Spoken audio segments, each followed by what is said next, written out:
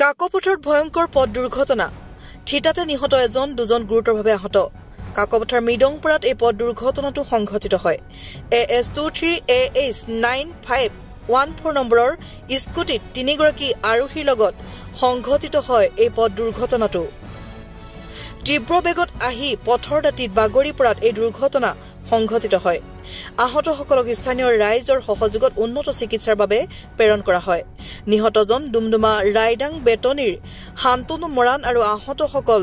দীঘলতৰঙৰ বিদ্যুৎ মৰাণ আৰু অন্যজন কাকপথাৰ বৰাচুকৰ মন্টু বৰা বুলি জানিব পৰা গৈছে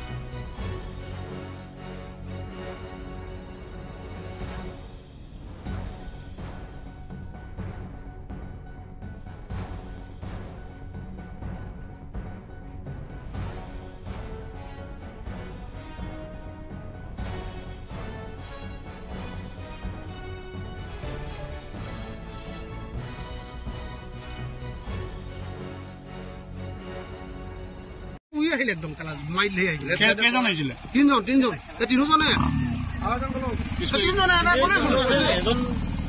আমি নাই বুলি আহিছো ন স্কুটি লৈ আহিছিলে স্কুটি লৈ আহিলো এজন ঢুকাইছে ঢুকালে